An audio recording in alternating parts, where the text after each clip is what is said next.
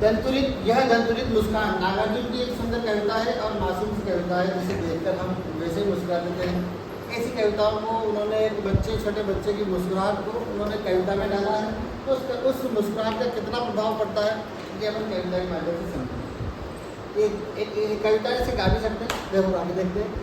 तुम्हारी यह दंतुरित मुस्कान मृतक में भी डाल देगी जान, तुम्हारी यह दंतुरित मुस्कान मृतक में भी डाल देगी जान। धूल धूसर तुम्हारे ये गाल, छोड़कर तालाब मेरी झोपड़ी में क्यों रहे जल जात, झोपड़ी में क्यों रहे जल जात का मतलब होता है कमल, है ना।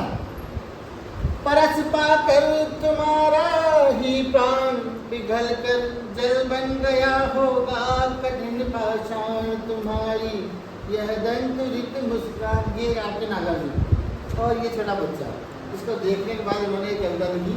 तुम्हारी यह दंतुरित मुस्कान मृतक में भी डाल देगी जान। छू गया तुमसे कि झरने लग पड़े शेफालिका के फूल, छू गया तुमसे कि झरने लग गए शेफालिका के फूल। बास था की बबूल, बास था की बबूल, तुम मुझे पाए नहीं पहचान, तुम मुझे पाए नहीं पहचान, देखते ही रहोगे अनिमेष। थक गए हो आखिरूं में फैल। मतलब छोटे बच्चे जब अपन को पहचान नहीं पाते ना, तो वो एक टकला में देते रहते है ना, देखते रहते ना। और फिर अपन कहते हैं इसको ये पहचान नहीं पा रहा था, थोड़ी देर अपन इधर उधर होते, जब हंसने लगता है तो पहचान लेता है, फिर मुस्कुराने लगता है। आखिरूं में फिर क्या हुआ यदि हो सके परिचय न पहली बार, क्या हुआ यदि हो न सके परिचय न पहली बार।